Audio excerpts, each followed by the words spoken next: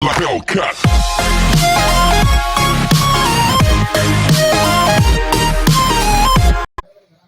नमस्कार साथियों, आज हम 5वां वीडियो लेकर आए हैं विक्रम विश्वविद्यालय के वर्ष 2022 के प्रश्न पत्र द्वितीय प्रश्न पत्र एडवांस कैलकुलस का सॉल्यूशन। हमने 8 क्वेश्चन और उनके अथवा वाले क्वेश्चन देखे थे।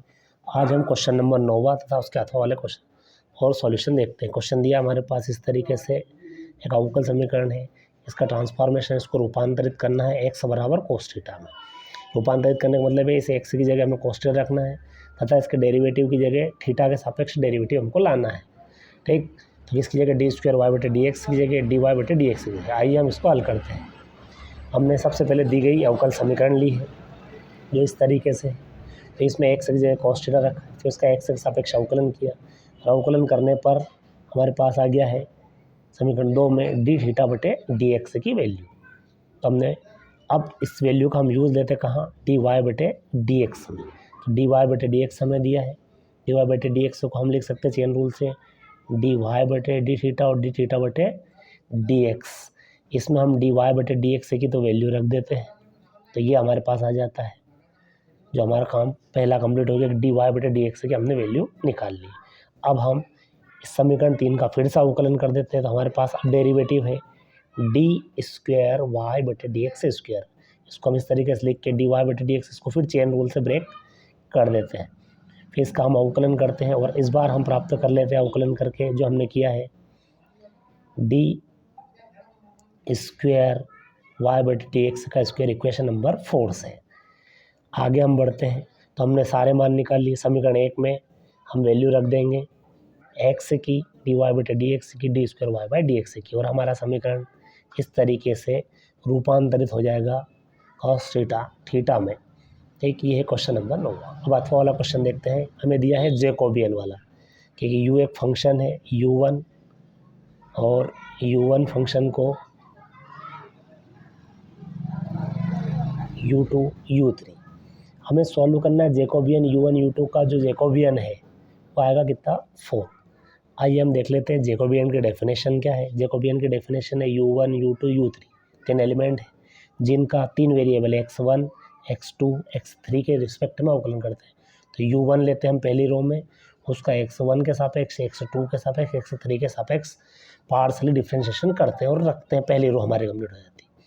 इसकी दूसरी रो में u2 वाले फंक्शन का x1 के सापेक्ष, x2 के सापेक्ष, x3 के सापेक्ष पार्शली डिफ्रेंशिएशन रखते हैं। फिर इसी की तीसरी रो जो है u3, उसका हम x1 के सापेक्ष, x2 के सापेक्ष, x3 के सापेक्ष। आइए इन सारे की वैल्यू हम निकाल लेते हैं। तो यहाँ हमने u1 की वैल्यू u1 x1, u2 का x2 के सापेक्ष, u3 का x3 के सापेक्ष, u2 का x3 के सापेक्ष, u2 का x2 के सापेक्ष, u2 का x3 के सापेक्ष, u3 का x1 के सापेक्ष, u3 का x2 के सापेक्ष, u3 का x3 के सापेक्ष पार्शियल डिफरेंशिएशन कर दिया। हमारे पास सारी वैल्यू है, सारी वैल्यू को हमने डिटर्मिनेंट में जमा दिया है। अब इस सारणिक में हमने जमाने पर इस तरीके से सारणिक बन गया। इस सारणिक का जब हम सॉल्यूशन करेंगे तो सॉल्यूशन में सारणिक इस तरीके से बन जाएगा हमारे पास। फिर इसमें से हम कॉमन लेके कैंसिल आउट कर देंगे स्क्वायर वाले पार्ट से। फिर इसका हम डिटर्मिनेंट को सॉल्यूशन करते हैं एक्सपोनेशन करके, प्रसार द्वारा एक्सपोन करके, तो हमारा आंसर आ जाता है। अगला क्वेश्चन है क्वेश्चन नंबर 10वां, जो हमें दिया है इस तरीके से कि u एक फंक्शन है जो उच्चिष्ट और निम्निष्ट मान की व्याख्या करनी है, किस पे उच्चिष्ट है, किस पे निम्निष्ट है और कितना है। तो u अब हमारे पास 2 वेरिएबल दिए x और y और x प्लस y, और ये तीनों मल्टीप्लाई में दिया है। तो क्या है हमारे पास उच्चिष्ट निम्निष्ट का, कि हम पार्शली डिफ्रेंशिएशन करते हैं u का किसके रिस्पेक्ट में, x के, तो हमारे पास ये आ जाता है जो इसमें पूरा सॉल्यूशन है। फिर है u का पार्शली डिफ्रेंशिएशन हम करेंगे y के रिस्पेक्ट में, तो हमारे पास ये आ जाएगा। अब हम देखते हैं कि u का x के रिस्पेक्ट में, u का y के रिस्पेक्ट में, इसके बराबर हम क्या रख देते हैं, 0 रख देते हैं। तो ये 0 रखने पर सॉल्यूशन करते तो हमें x और y की वैल्यू आती है जो इस तरीके से।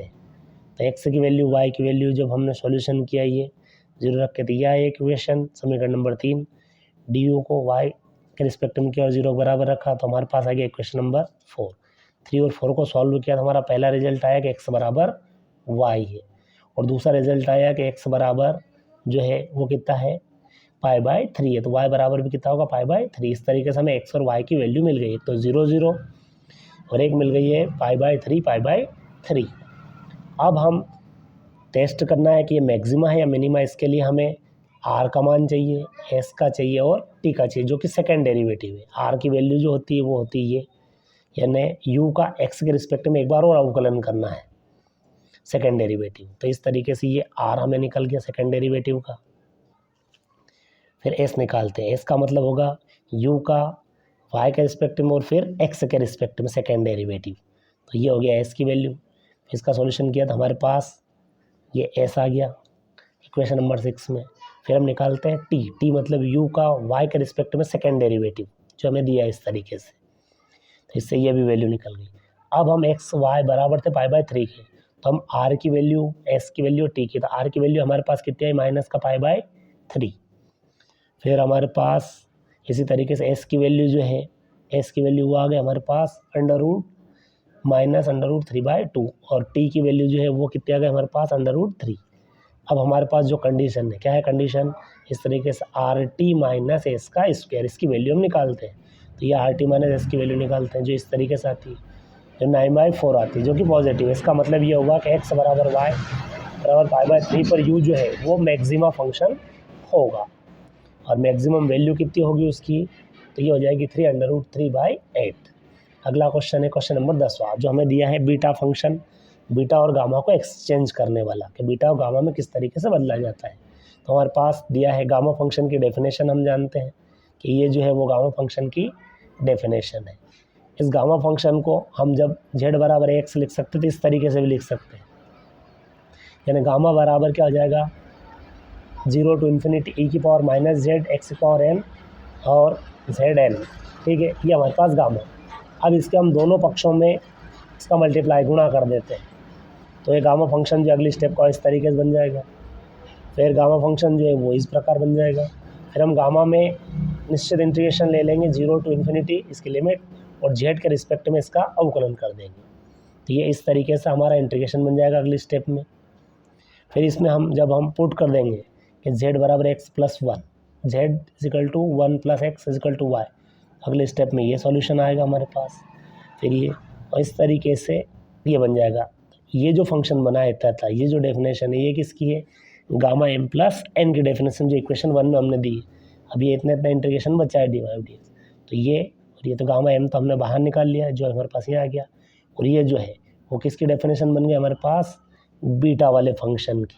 तो हम क्या कह सकते हैं, गामा m + n इसके अपॉन में आ गया यहाँ नीचे, गामा m बटे gamma m + n = beta mn, और ये हमें प्रूफ करना था। अगला सवाल है 11वां, जिसमें हमारे पास ट्रिपल इंटीग्रेशन है जो दिया है, उसका इंटीग्रेशन 0 से 1, 0 से √1/√x, 0 से 1/√x। इसमें हम जानते हैं कि हम पहले z के रिस्पेक्ट में तीसरी वाली लिमिट का करेंगे, फिर y के रिस्पेक्ट में सेकंड का करेंगे, और x के रिस्पेक्ट में फर्स्ट वाले का करेंगे। तो सबसे पहले हम किसका इंटीग्रेशन करेंगे, z का, जो हमने यहाँ किया। फिर हमने z के सापेक्ष किया तो x और y को हम कांस्टेंट रखेंगे, तो z का क्या आ जाएगा z²/2, इसमें अपर लिमिट रख देंगे और लोअर लिमिट रख देंगे, तो हमारे पास फंक्शन इस तरीके से बन जाएगा। फिर अब इस पूरे फंक्शन का अंदर गुणा करके किसके रिस्पेक्ट में करेंगे, अगली बार अब हम y के रिस्पेक्ट में इसका, तो ये आ जाएगा y के रिस्पेक्ट में करेंगे, तो ये आ गया इंटीग्रेशन, और उसमें अपर लिमिट और लोअर लिमिट पुट कर देंगे, तो हमारा इंटीग्रेशन इस तरीके से बन जाएगा। ये जब इस अपर लिमिट और लोअर लिमिट को हम सॉल्व करते हैं तो ये इस तरीके से बनता है। फिर ये और इंटीग्रेशन आ जाता है आप किसके रिस्पेक्ट में, x के रिस्पेक्ट में, तो x के रिस्पेक्ट में इसका इंटीग्रेशन सॉल्व करते हैं तो x/8 ये बन जाएगा इस तरीके से ये। फिर ये और फिर अपर लिमिट 1 और लोअर लिमिट 1 तो रख देंगे, तो लास्ट में कैंसिल 1/8 ये हमारे पास आ जाएगा। वीडियो को अंत तक देखने के लिए धन्यवाद। अगर आप हमारे चैनल पर नए हैं तो इसको सब्सक्राइब कीजिए और अपने दोस्तों में ज़रूर शेयर कीजिए वीडियो को, ताकि वो भी देख सकें किस तरीके से सॉल्यूशन है।